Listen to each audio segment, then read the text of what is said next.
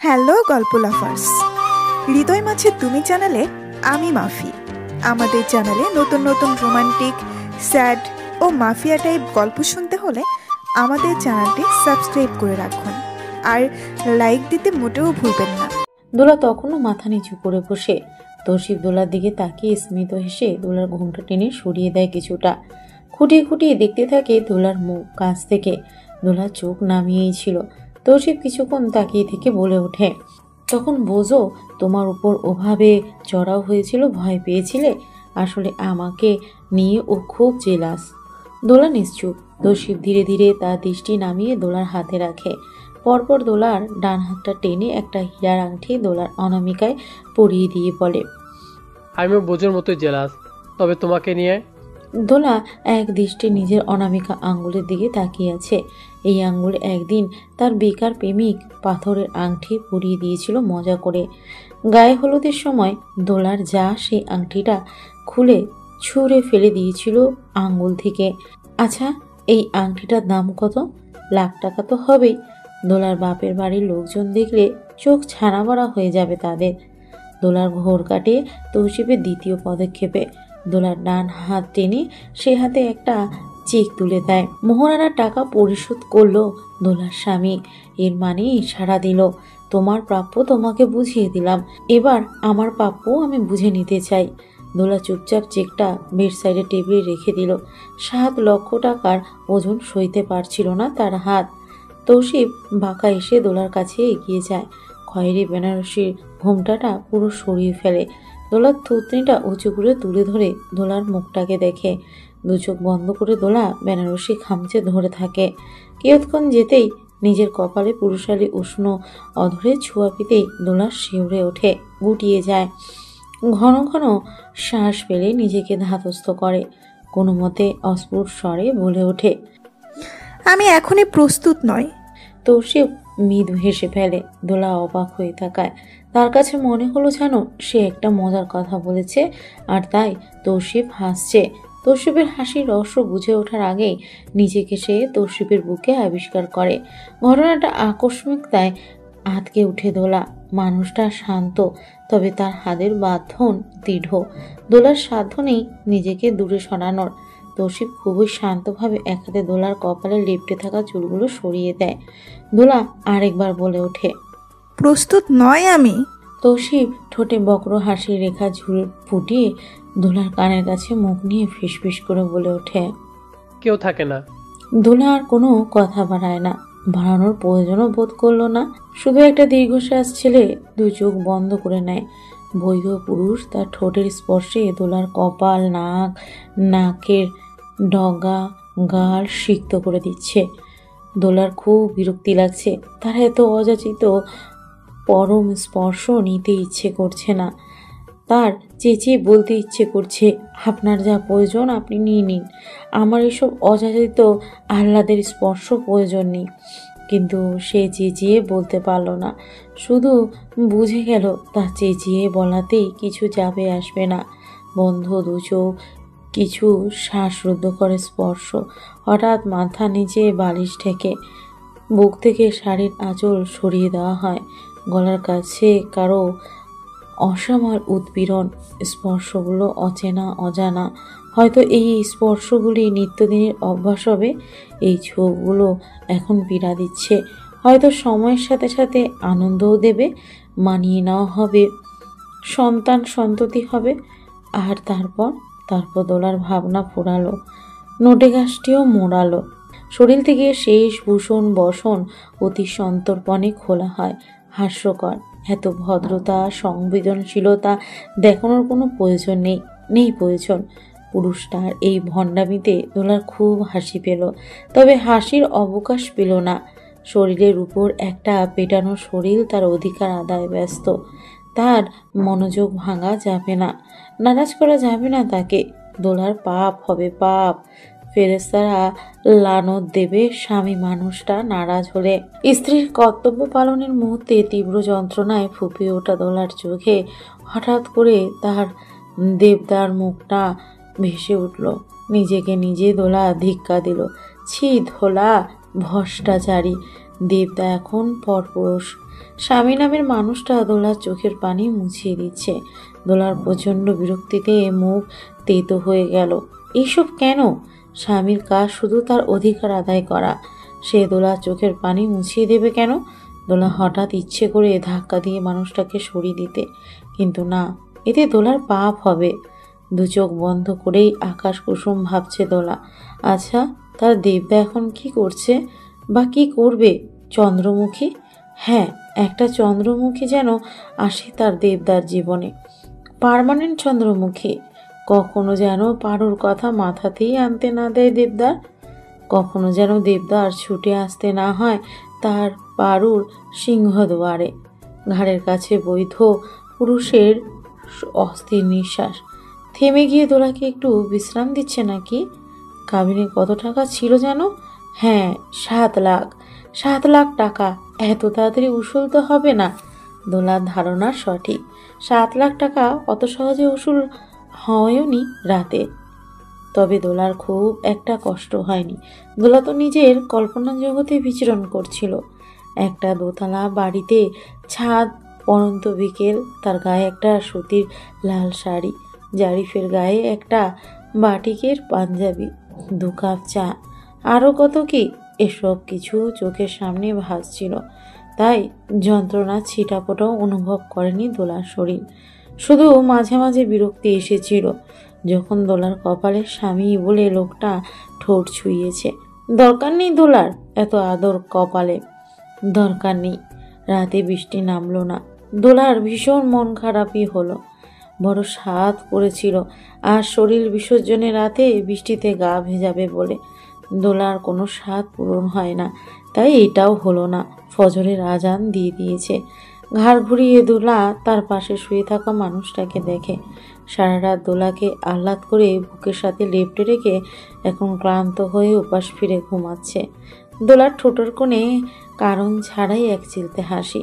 শরীরের উপর থেকে যখন ওই স্বামী নামের মানুষটা সরে গিয়েছিল, তখন দোলা চোখ খুলে এক পলকের জন্য দেখেছিল মানুষটার মুখে পরিপূর্ণতার হাসি।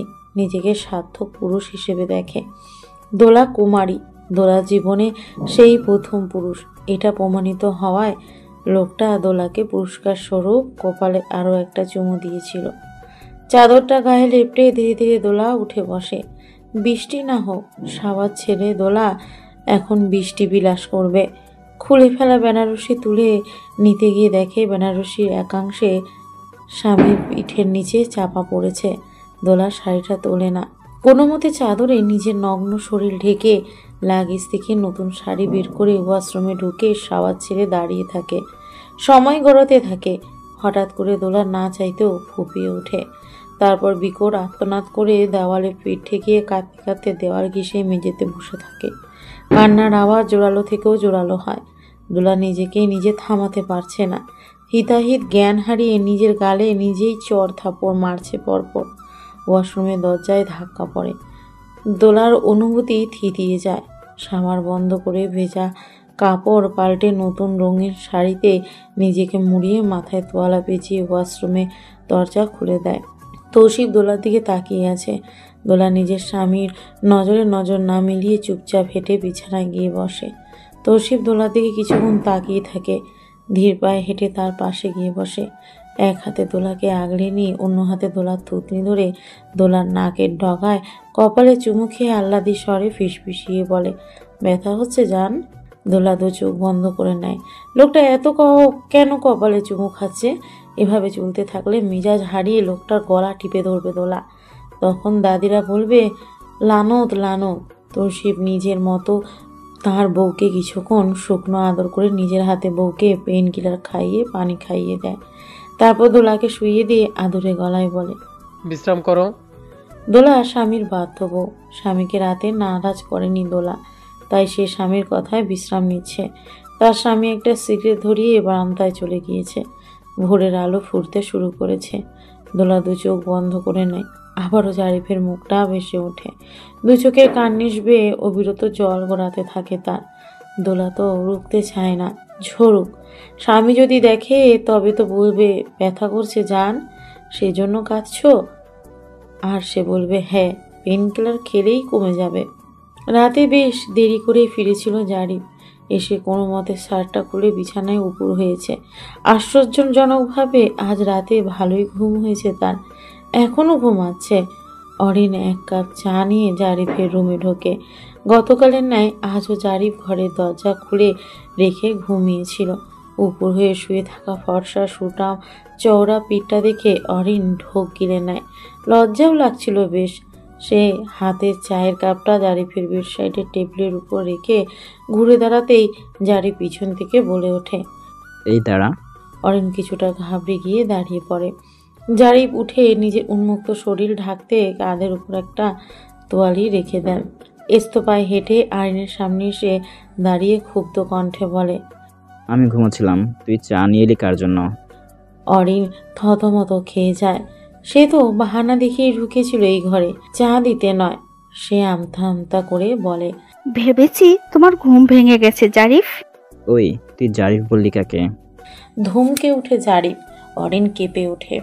জারিফ অরিনের পা থেকে মাথা পর্যন্ত দেখে অরিনের চুলের মুঠি ধরে। অরিন বিকট চিৎকার দিয়ে তার মা খালাতে ডাকতে থাকে। জারিফ চেঁচিয়ে উঠে অরিনের উপর। খুব চন্দ্রমুখী হওয়ার শখ জেগেছে, তুলে একটা আছাড় মারবো। জাহিদা, জেসমিন, জবা ছুটে এসে জারিফের হাত থেকে অরিনকে ছাড়ানোর চেষ্টা করতে থাকে। জারিফ ছাড়ে না, খ্যাপা কণ্ঠে চেঁচিয়ে যাচ্ছে, চন্দ্রমুখী হওয়ার শখ একেবারে গুছিয়ে দেব। জারিফের হাত থেকে অরিনকে কোনো মতে ছাড়িয়ে নেন জবা আর জেসমিন। জারিফ পুনরায় তেড়ে গিয়ে বলে, ফের আমার আশেপাশে দেখলে থাবড়া মেরে চেহারার মানচিত্র চেঞ্জ করে ফেলবো। জাহিদা আনাম জারিফকে ধাক্কা মেরে সরিয়ে দিয়ে ধমকে ওঠে। কি হচ্ছে কি জারিফ? এসব কোন ধরনের অসভ্যতামি? অরিন এতটাই আতঙ্কিত হয়ে পড়েছে যে সে কান্না অবধি করতে পারছে না। মায়ের পিছনে গিয়ে লুকিয়ে আছে। জারিফ মায়ের দিকে তাকিয়ে তাচ্ছিল্যের হাসি হেসে বলে, কি মেয়ে পছন্দ করো মা আমার জন্য? দেখলেই তো থুতু দিতে ইচ্ছে করে। তুমি না ভালো মা, ভালো বেস্ট কাউকে খুঁজে বের করো। জাহিদা আনাম নির্বাক। জারিফ বিছানা থেকে শার্টটা উঠিয়ে গায়ে চাপিয়ে ফোন আর বাইকে চাবি নেয়। তারপর হন্তদন্ত হয়ে সদর দরজার দিকে যেতে যেতে বলে, তোমার পছন্দ করা এই পাত্রী রিজেক্টেড। বিকেলে এসে যেন ওর এই বদন না দেখি। অগ্রহায়ণের শুরুতে প্রকৃতি ক্ষণে ক্ষণে রূপ বদল করে নিজের। দুপুরে কাঠফাটা রোদ, রাতের বাতাস নাতিশীতোষ্ণ। তবে ভোরের দিকটা আশ্চর্য রকমের ঠান্ডা। গায়ে চাদর না টেনে উপায় নেই। কখনো কখনো এই পাতলা চাদরও শীত মানতে চাচ্ছে না যেন। ঘরের জানালাটা রাতে খোলাই ছিল। ভোর রাতের মৃদুবন্ধ বাতাস ঢুকে ঘরের শোভা বর্ধনে ব্যবহৃত ফুলদানিটা থাকা প্লাস্টিকের টিউলিপ গুলোকে নাচাচ্ছে। ঘরের বাতি নেভানো থাকলেও বেলকনি থেকে আসা আলোতে দোলার সিলিংয়ের দিকে তাকিয়ে আছে। তাকে শক্ত করে আঁকড়ে ধরে রেখেছে স্বামী নামক মানুষটা। লোকটা হয়তো বুঝতে পেরেছে তার বউ পালাতে পারে, তবে লোকটা জানে না দোলারা বাস্তবতা থেকে পালাতে পারে না। আর সেটা যদি নিজের দোষে হয় তবে তো কথাই নেই। দোলার দোষ, দোলার ভুল, দোলার অন্যায়, দোলার পাপ, দোলার মহাপাপ, সব কিছু দোলারই ছিল। দোলার সিলিংয়ের দিকে তাকিয়ে অলিখিত একটা লিস্ট করে ফেলে সব কিছু। নাম্বার 1, দোলা একজন ত্রুটিপূর্ণ মহিলার গর্ভে জন্ম নিয়েছে। নাম্বার 2, দোলা নিষিদ্ধ মানুষকে ভালোবেসে ফেলেছে। নাম্বার 3, একজন মায়ের অনুভূতির দাম দিতে গিয়ে ওই মানুষটাকে ভেঙেছে। নাম্বার 4, দোলা নিঃস্বার্থ হতে গিয়ে স্বার্থপর হয়েছে। আরও আরও আরও লম্বা লিস্টটা। দোলা আর এগোতে পারল না সামনে। এত এত দোষ দোলার। সে তুলনায় দোলার এই শাস্তিটা এখন ঠিক লাগছে দোলার কাছে। দোলা মনে মনে ভাবল, এমনই চলুক। ওর এই অনুভূতিহীন, ভালোবাসাহীন, প্রেমহীন, দরদবিহীন ছোঁয়াছুঁই এই কদিন শুয়ে গিয়েছে। শাস্তিটা তেমন কঠিন নয়, সামান্য কষ্ট হয়, দাঁতে দাঁত চেপে সহ্য করা যায়। এই স্পর্শগুলো দোলার শাস্তি হিসেবেই চায়। যদি কখনো দোলা এই স্পর্শের মাঝে দরদ, স্নেহ, টান খুঁজে পায়, তাহলে সে মুখ পুরি দোলার শাস্তি হলো না। তৌসিফ নড়েচড়ে উঠে হাতের বাঁধন দৃঢ় করে। দোলার হাসি পেল। দোলা কি পালাবে? না, বাস্তবতা থেকে তো একদমই না। এই যে পাশে শুয়ে থাকা মানুষটা, এই মানুষটা এখন আস্ত বাস্তবতা বই কিছুই না। বাস্তবতার প্রসঙ্গে দোলা ভাবতে থাকলো, স্বামী স্ত্রীর সম্পর্কে হয়তো বাস্তবতা হচ্ছে দেওয়া নেওয়া। এই তো রাতে দোলার পা দুটোতে একজোড়া দামি পায়েল পরিয়ে দিল শেখ তৌসিফ আহমেদ। এটা হচ্ছে দেওয়া। তারপর যখন দোলার সাথে ঘনিষ্ঠ হতে চাইলো, দোলা অনুরোধের সুরে বলেছিল, আমার না আজ একটু মাথা ব্যথা করছে, আজ থাক। লোকটা শুনলই না, সে দিয়েছে, এখন যে তার নেওয়ার পালা, নয়তো হিসেব বরাবর হবে কি করে। শুধু কণ্ঠে একটু দরদ ঢেলে বলেছিল, মাথা ব্যথা একদম ভ্যানিশ করে দেবো জান। দোলা মানতে না চাইলে মেজাজ দেখালো। চর থাপড় খাওয়ার আগে দোলা রাজি হয়ে গেল। দোলার মাথা ব্যথা রাতে আসলেই ভ্যানিশ হয়ে গিয়েছিল, কারণ ব্যথাটা উপলব্ধি করার মতো অনুভূতি অবশিষ্ট ছিল না। প্রত্যেকবার অনুভূতি শূন্য হয়ে পড়ে থাকে। গলার কাছে পুরুষালী উষ্ণ অধরের স্পর্শে দোলা বুঝতে পারে তার জীবনের বাস্তবতা জেগে উঠেছে। আরও এক দফা নেওয়ার হিসেব শুরু হবে এই ভোর রাতে।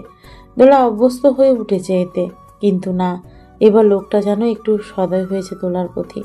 ঘুম ঘুম কণ্ঠে জানতে চাইল, রাতে শরীর খারাপ রাখছিল বললে, এখন ঠিক আছো?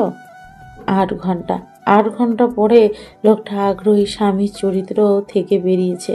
হঠাৎ তার মনে পড়েছে তার বউয়ের শরীর ভালো নেই।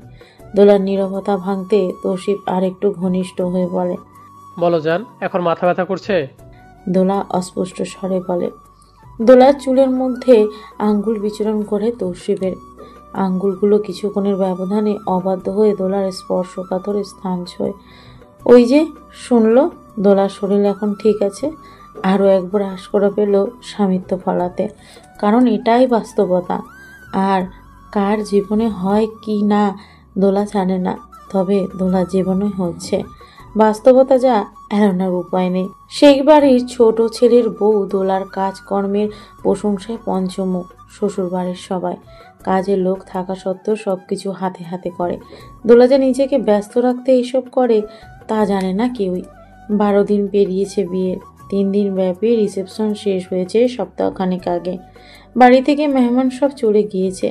বাড়িটা আগের মতোই ফাঁকা। তৌসিফ সদরের অফিসে বসা শুরু করেছে। দিনটা দোলার ইয়োরার সাথে কাটে, রাতটা কাটে স্বামীর সাথে দেওয়া নেওয়ার হিসাব করে। দোলার প্রাত্যহিক রুটিন এখন থেকে এটাই। মাঝে মাঝে দোলাদের বাড়ি থেকে দোলার ফুপু চাচিরা আসে দোলার সুখ দেখতে, নির্লজ্জের মতো। দোলা বাক্স খুলে খুলে তাদেরকে তার সুখ দেখায়। দামি পায়েল, দামি ব্রেসলেট, নতুন গয়না, আরও কত সুখ দেখায়। আলমারি ভর্তি সুখ দোলার। অন্যের কাছ থেকে ধার করে শাড়ি পরা দোলার আলমারি ভর্তি শাড়ি থুড়ি সুখ। ওয়ার্ড্রোবে আছে 3-4 রঙের পাতলা ফিনফিনে দামি নাইটি। সেগুলো মাঝে মাঝে রাতে স্বামীর আদেশে দিলে পরে স্বামীর সামনে যেতে হয়। দোলার ইচ্ছে করে ফুপু চাচিদের সেসবও দেখিয়ে দিতে। গয়নার ডিজাইন দেখে দোলার চাচি ফুপুরা বলে তাদের জামাই কত রুচিশীল। নাইটিগুলো দেখলে বলবে তাদের জামাই কত শৌখিন। কথাটা ভাবতে ভাবতেই দোলা হেসে ওঠে। রান্নাঘরে আনমনে দাঁড়িয়ে ছিল দোলা, একা একা পাগলের মতো। কিছুক্ষণ হাসার পর টের পায় দু চোখে পানি জমেছে। এত ব্যস্ত জীবনেও হুট করে কখনো কখনো ওই মানুষটার মুখটা ভেসে ওঠে চোখের সামনে। কানে শুনতে পায় কেউ বলল, চলো না একটু স্বার্থপর হই। এটা কি ঠিক? ঠিক না তো। সেদিন দীপ্তির সাথে ফোন আলাপের সময় শুনেছে মানুষটা রোগা হয়ে গিয়েছে এই কয়দিনে। দোলার খুব ইচ্ছে করছিল মামিকে ফোন করে জিজ্ঞাসা করতে, কেন এই হাল? সে মা হয়ে কি করছে এখন? রিসেপশনে পুলিশ বলতে জারিফ একাই। এই অফিসে জারিফের আগেও 2 বার এসেছে। শেষবার এসেছিল জুলাইয়ে ইন্টারভিউ দিতে। চাকরিটা তখন কনফার্ম ছিল না। এত মহিলাদের মধ্যে জারিফের সংকোচ বোধ হচ্ছে কিছুটা, কিন্তু সে পাত্তা না দিয়ে ফোন ঘাঁটতে থাকে। সময় গড়াতেই তার ডাক পড়ে। নির্লিপ্ত ভঙ্গিতে উঠে দাঁড়ায় সে। তার সামনে এই অফিসের ব্যবস্থাপনা পরিচালক মুখ হাসি হাসি করে তাকিয়ে আছে তার ওই দিকে। জারিফ পাথুরে দৃষ্টিতে তাকিয়ে আছে। তার কি করা উচিত এখন? হাসির বিনিময়ে হাসি ফিরিয়ে দেওয়া উচিত? লোকটা জারিফের দিকে একটা অ্যাপয়েন্টমেন্ট লেটার দিয়ে। জারিফ এক দৃষ্টিতে তার হাতের অ্যাপয়েন্টমেন্টের লেটারটির দিকে তাকিয়ে। জারিফ লোকটাকে আরো অবাক করে দিয়ে অ্যাপয়েন্টমেন্টের লেটারটা ছিঁড়ে ফেলে হাসতে হাসতেই বলে, জঘন্য লাগছে। দেবদাসের এই গল্পটাতে পারুও চেষ্টা করেছিল মেনে না নিলেও মানিয়ে নিতে। চলছিল সবকিছু চলার মতোই। দুলির দেবতা কখনো চন্দ্রমুখীর কাছে যায়নি, আর না এসেছে পারুর সিংহদুয়ারে। দুলির দেবতা কখনো তার সিংহদুয়ারে এসে মুখ থুবড়ে না পড়লেও পারুর গল্পে শেষ পরিচ্ছেদ লেখার সময় হয়ে এলো। কফি? সিঁড়িতে দাঁড়িয়ে তৌসিফ গম্ভীর কণ্ঠে বলে ওঠে। রান্নাঘরে ব্যস্ত থাকা দোলার ঘোর কেটে যায়। সেই ভুলিয়ে গিয়েছিল তৌসিফ আজ বাড়িতে। স্বামীর আদেশ পেয়ে দোলা তাড়াহুড়ো করে কফির পানি ফুটিয়ে নেয়।